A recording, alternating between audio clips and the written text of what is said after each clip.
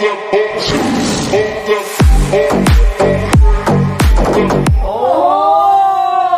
you give magic, bro.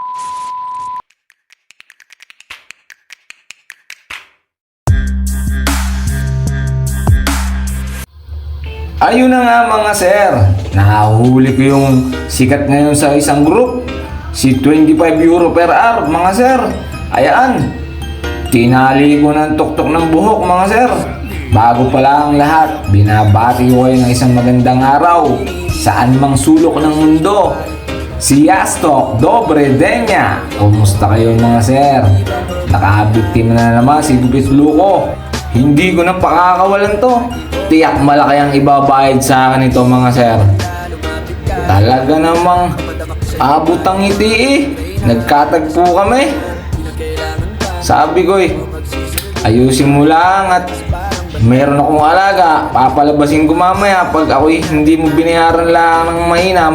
Pag-usapan nga pala natin tong si 25 euro na to mga sir. Sa katunayan nga ho, maliit pa daw ho yun. At napakadali pa pala ng trabaho nito. Tagapastulaan pala ito ng usa dito sa parang mga sir. Sabi ko baka niloloko mo ako. Ay teka lang, hahanapin ko lang alaga ko. Baka ko hinahanginan mo lang sa ulo, sandali lang. Hahanapin ko. Ayun, lumabas na. Balik tayo mga sir dito kay 25 euro. Sabi niya sa akin itago mo na yung alaga mo. Marami ako sa bahay niyan. Bukod sa madali ang trabaho, enjoy pa pala to mga sir. Gawa ng kapag kailangan pala ng taga-bulog, siya rin pala ang bubulog sa mga usa. Sabi ko abay ayos nga yan. Dadami ang lahi mo dito. At saka marami pa rin benepisyo mga sir. Kompleto raw vitamins mga sir. Ay kita nyo naman, talaga namang hinagod ko ng matindi ang mga sir. Nilagyan ko pa ng spray net. Oh, talaga namang pag lumabas ng bahay hindi tatabla ng snow. Ang sabi ko sa oras ng mga yan, bumarinig ka muna. Talagang mapapalabang ka sa mga usang bubulugi mo. Aayusin ko ang buhok mo maayos.